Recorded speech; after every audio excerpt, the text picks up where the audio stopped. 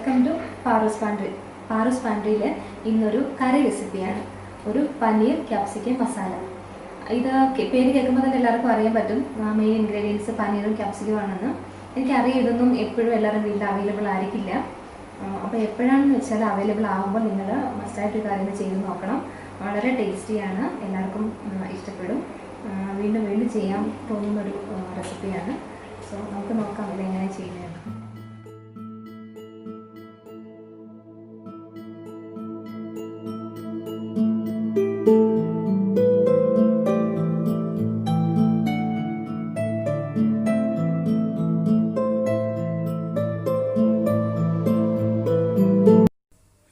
ഇനി നമുക്ക് ഇൻഗ്രീഡിയൻസ് എല്ലാം ഒന്ന് നോക്കാം. മെയിനായിട്ടും വേണ്ടത് പനീറാണ്.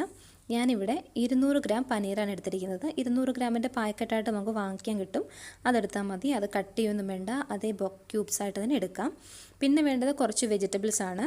ഞാനിവിടെ ഒരു വലിയ ക്യാപ്സിക്കം എടുത്തിട്ടുണ്ട്, പക്ഷേ ഞാനത് മുഴുവൻ ചേർക്കുന്നില്ല, ഒരു 1/4 ഭാഗത്തോളം ഞാൻ ചേർക്കുന്നുണ്ട്. പിന്നെ 2 തക്കാളി വേണം. തക്കാളി പുളിക്കനുസരിച്ചാണ്, ഞാനിവിടെ 2 എടുത്തിട്ടുള്ളൂ പുളി ആയതുകൊണ്ട്. പിന്നെ 3 സവാള വേണം, വലിയ ഉള്ളി. പിന്നെ ഒരു 2 ടേബിൾ സ്പൂൺ ഇഞ്ചിയും വെളുത്തുള്ളി അരിഞ്ഞത്. പിന്നെ ഒരു ടീസ്പൂൺ ഗരം മസാല, 1 ടീസ്പൂൺ പിന്നെ ജീരകം. പിന്നെ ഒരു മഞ്ഞൾപ്പൊടി നമുക്കൊരു മൊത്തം ഒരു ടീസ്പൂൺ മതി. പിന്നെ കുറച്ച് മസാല പൊടിക്കാത്ത കുറച്ച് മസാല. പിന്നെ ഒരു 2 ടീസ്പൂൺ മുളക് പൊടി, ഒരു ടീസ്പൂൺ മല്ലിപ്പൊടി, ഒരു 1/2 ടീസ്പൂൺ പെപ്പർ, കുരുമുളക് പൊടി. ഇനി വേണ്ടത് എന്താണെന്ന് വെച്ചാൽ കസൂരിമേത്തിയാണ്. അത് ഒരു 2 ടേബിൾ സ്പൂണായിട്ട് ഞാൻ 2 പ്രാവശ്യമായിട്ട് ചേർക്കുന്നുണ്ട്. കസൂരിമേത്തി എന്ന് പറഞ്ഞാൽ അറിയാമല്ലോ, ഈ ഉലുവയെല്ലാം ഉണങ്ങിയതാണ്. അപ്പം അതെല്ലായിടത്തും വാങ്ങിക്കാൻ കിട്ടും. പിന്നെ അത് പ്രശ്നമുള്ള കാര്യമല്ല, ഇല്ലെങ്കിൽ കുഴപ്പമില്ല. പിന്നെ വേണ്ടൊരു ഇൻഗ്രീഡിയൻ്റ് എന്ന് വെച്ചാൽ ഇത് നമ്മുടെ കടലപ്പൊടിയാണ്, കടലമാവ്. ഇതൊരു 1 ടേബിൾ സ്പൂൺ നമുക്ക് വേണം. ഇത് നമുക്ക് ഇടയ്ക്ക് ചേർക്കുന്നതാണ്. ഇത്രയുമാണ് ഇൻഗ്രീഡിയൻസ്.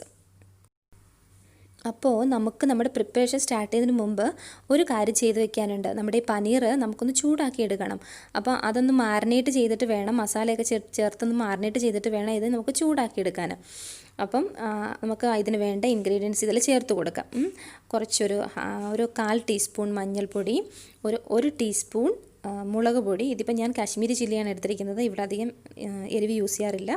പിന്നെ ഒരു 1/4 ടീസ്പൂൺ ഗരം മസാല, പിന്നെ ആവശ്യത്തിന് ഉപ്പ്. ഇത്രയും ചേർത്തിട്ട് വളരെ കുറച്ച് വെള്ളവും കൂടെ ചേർത്തിട്ട് നമുക്കിതൊന്ന് മിക്സ് ചെയ്തെടുക്കാം.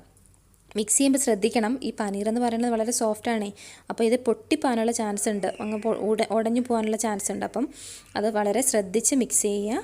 മിക്സ് ചെയ്തിട്ട് നമുക്കിതൊരു 15 മിനിറ്റ് റെസ്റ്റ് ചെയ്യാൻ വെക്കണം.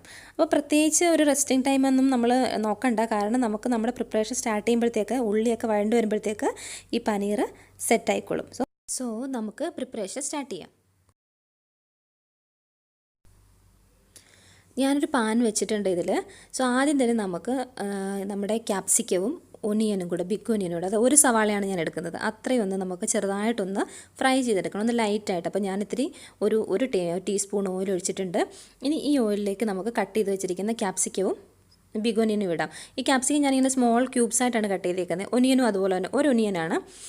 അത് ഞാനിങ്ങനെ ചെറിയ ക്യൂബ്സായിട്ട് കട്ട് ചെയ്തിട്ട് ഇങ്ങനെ അടത്തി വെച്ചേക്കാണ്. ഇനി ഇത് ഇട്ട് ഇതൊന്ന് ഫ്രൈ ചെയ്തെടുക്കാം. ലൈറ്റായിട്ടൊരു 3 മിനിറ്റ്സ് ഒന്ന് ഫ്രൈ ചെയ്താൽ മതി. അതിൻ്റെ ആ പച്ചമണം, അതായത് ആ ഒരു ടേസ്റ്റ് ഒന്ന് മാറാൻ നമുക്കൊന്ന് ഫ്രൈ ചെയ്തെടുക്കാം. അപ്പം ഒരു 3 മിനിറ്റ് ഞാനിത് ഫ്രൈ ചെയ്തിട്ടുണ്ട്. ഇത് നമുക്കൊരു പാത്രത്തിലേക്ക് മാറ്റി വയ്ക്കാം. ഇത് നമുക്ക് പിന്നെ എടുത്താൽ മതി. ഇപ്പോൾ തൽക്കാലം ഇത് ഇവിടെ ഇരിക്കട്ടെ, ഈ പാത്രത്തിൽ ഇരിക്കട്ടെ. എന്നിട്ട് ഇനി അടുത്ത് ചെയ്യേണ്ടതെന്ന് വെച്ചാൽ ഞാൻ വേറൊരു പാൻ വെച്ചിട്ട് അതിലേക്ക് ഒരു 2 ടേബിൾ സ്പൂൺ ഓയിലും 1 ടീസ്പൂൺ ഗീയുമാണ് ഇട്ടിരിക്കുന്നത്. ഇത് നിങ്ങൾക്ക് ഓപ്ഷനിലാണ്, ഗീ നിങ്ങൾക്ക് വേണ്ടാന്നുണ്ടെങ്കിൽ നിങ്ങൾക്ക് അവോയ്ഡ് ചെയ്യാം. പക്ഷേ ഒരു ടേസ്റ്റ് ഇത്തിരി കൂടുതൽ കിട്ടും. അപ്പം അതിൻ്റെ കൂടെ 1 ടീസ്പൂൺ ക്യുമിൻ സീഡ്, അത് ജീരകം, ഒരു 2-3 പട്ട, ഒരു 2 ഏലയ്ക്ക, ഒരു 2 ഗ്രാമ്പൂ, അങ്ങനെ ഒരു മസാല മിക്സ് അതുകൂടെ ഞാനിതിലേക്ക് ആഡ് ചെയ്യുന്നുണ്ട്. ഇനി ഇതൊന്ന് ഫ്രൈ ചെയ്തെടുക്കണം. അപ്പം ഒരു കാര്യം ഞാൻ പറയാൻ മറന്നുപോയിട്ടുണ്ട്.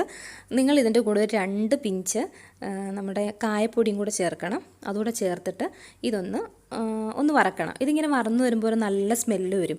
അന്നേരത്തേക്ക് നമുക്ക് നമ്മളുടെ ഒനിയൻ ആഡ് ചെയ്യണം. ബാക്കി 2 സവാള നമുക്ക് ആഡ് ചെയ്യണം. അത് ഞാനിങ്ങനെ ഒന്ന് ക്രഷ് ചെയ്തേക്കാണ്, ഒരു മിക്സിയിൽ വെച്ചിട്ട് ഒന്ന് അരച്ചിട്ട് ആണ് ചേർക്കുന്നത്. അപ്പോൾ നമുക്ക് നല്ലൊരു പേസ്റ്റായിട്ട് കിട്ടും. കറിക്ക് നല്ലൊരു ഗ്രേവിക്കൊരു കൊഴുപ്പുണ്ടായിരിക്കും.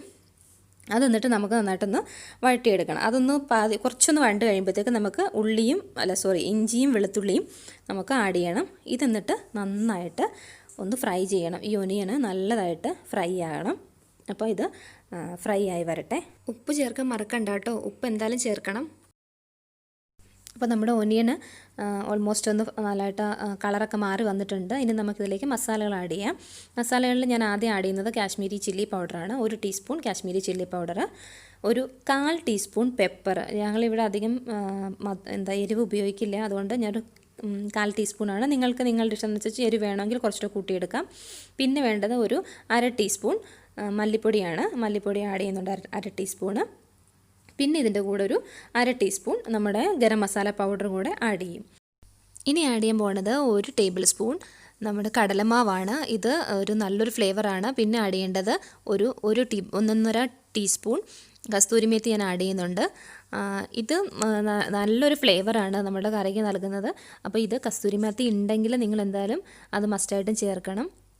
കടലമാവാണെങ്കിൽ പോലും ഇപ്പം നിങ്ങളുടെ വീട്ടിൽ കടലമാവ് അവൈലബിൾ അല്ലെന്നുണ്ടെങ്കിൽ അത് ആ ഒരു ഓപ്ഷൻ നിങ്ങൾ മിസ് ചെയ്യാതിരിക്കാൻ വേണ്ടിയിട്ട് ഞാൻ പറയാം. നിങ്ങൾക്ക് ഒരു 5 കാഷ്യൂനട്ടോ ഒക്കെ ഉണ്ടെന്നുണ്ടെങ്കിൽ അതൊന്ന് മിക്സിയിൽ ഗ്രൈൻഡ് ചെയ്തിട്ട് ആഡ് ചെയ്യാം. ഇല്ലെങ്കിൽ ആട്ടപ്പൊടി ആണെങ്കിലും അതിൻ്റെ കൂടെ ഒരു ടീസ്പൂൺ ഇട്ടിട്ട് ഒന്ന് ഫ്രൈ ചെയ്താൽ മതി. കാരണം ഇത് ഫ്രൈ ആവുന്ന ഈ പൗഡർ ഫ്രൈ ആകുമ്പോൾ ഉള്ളൊരു നല്ലൊരു ടേസ്റ്റും പിന്നെ അതിൻ്റെ ആ ടെക്സ്ചറും ഒക്കെ കറി ആയി കഴിയുമ്പോൾ ടെക്സ്ചറും ഒക്കെ വളരെ നല്ലതാണ്. സോ ഉണ്ടെങ്കിൽ അത് ആഡ് ചെയ്യുക. പിന്നെ ഇനി ആഡ് ചെയ്യേണ്ടതെന്ന് വെച്ചാൽ ഞാൻ 2 തക്കാളി എടുത്തത് ഞാൻ അരച്ചെടുത്തിട്ടുണ്ട്. ഇത് ഞാൻ ഈ കറി ഇതിൻ്റെ കൂടെ ആഡ് ചെയ്യാണ്. ഇത് ഇനിയും ഈ ഫ്രൈ ആയ മസാലയും ഈ തക്കാളിയും കൂടെ നന്നായിട്ട് മിക്സ് ചെയ്യണം. നല്ലതായിട്ട് മിക്സ് ആയതിനു ശേഷം ഇത് നമുക്കൊന്ന് അടച്ചു വെച്ച് ഒരു 3 മിനിറ്റ് ഒന്ന് വേവിക്കണം. അപ്പം അതിന് മുമ്പായിട്ട് ഈ മസാല ഈ തക്കാളിയുമായിട്ട് നന്നായിട്ട് മിക്സ് ചെയ്യണം. എന്നിട്ട് നമുക്കിത് അടച്ചു വെച്ച് ഒരു 3 മിനിറ്റ് വേവിക്കാം. എന്നിട്ട് അതിന് ശേഷം വീണ്ടും ഒരു 2 മിനിറ്റ് കൂടെ നിങ്ങൾ അത് അടപ്പ് വെക്കാതെ ഒന്ന് ഇളക്കി വേവിക്കണം. ഇനി ഇതിവിടെ ഇരിക്കട്ടെ. ഇനി നമുക്കൊരു പണിയുണ്ട്. നമുക്ക് നമ്മുടെ മാറിനേറ്റ് ചെയ്ത് വെച്ചിരിക്കുന്ന പനീർ ഒന്ന് ഫ്രൈ ചെയ്തെടുക്കാം. ഓക്കെ, അപ്പോൾ പനീർ ഒന്ന് ഫ്രൈ ചെയ്യാൻ വേണ്ടിയിട്ട് ഞാനൊരു പാൻ വെച്ചിട്ടുണ്ട്. അതിലേക്ക് ഞാൻ ഒരു ടീസ്പൂൺ ഗീ ഒഴിച്ചിട്ടുണ്ട്. അത് നിങ്ങൾക്ക് ഡിപ്പെൻസ് ആണ്, ഓയിലായാലും ഒഴിക്കാം. എന്നിട്ട് നമ്മളുടെ മാറിനേറ്റ് വെച്ചിരിക്കുന്ന പനീർ ഞാൻ പാനിലിട്ട് ഇട്ട് കൊടുത്തിട്ടുണ്ട്. ഇത് ജസ്റ്റ് ഒന്ന് ചൂടാക്കി എടുത്താൽ മതി. ഒന്ന് തിരിച്ച് മറിച്ച് ഒന്ന് ഇട്ട് കൊടുത്താൽ മതി. അതിൻ്റെ ആ ഒരു പച്ചമണം മസാലയുടെ പച്ച ടേസ്റ്റ് ഒന്ന് മാറാനും പനീർ ഒന്ന് സോഫ്റ്റ് ആവാനും വേണ്ടിയാണ് നമ്മളിങ്ങനെ ചെയ്യുന്നത്. ഒരു മിനിറ്റ് 1.5 മിനിറ്റൊക്കെ ചെയ്താൽ മതി. സോ ഞാൻ അങ്ങനെ ആക്കിയിട്ടുണ്ട്. ഇനി ഇത് അവിടെ ഇരിക്കട്ടെ. ഇനിയിപ്പം നമ്മൾ ചെയ്യാൻ പോകുന്നത്, നമ്മൾ ആദ്യം ഫ്രൈ ചെയ്ത് വെച്ചിരിക്കുന്ന നമ്മുടെ ക്യാപ്സിക്കവും ഒനിയനും നമ്മളുടെ മസാലയിലേക്കിട്ട് നമ്മൾ നന്നായിട്ട് മിക്സ് ചെയ്യുന്നുണ്ട്. ഇത് നന്നായിട്ടൊന്ന് മിക്സ് ചെയ്യുക.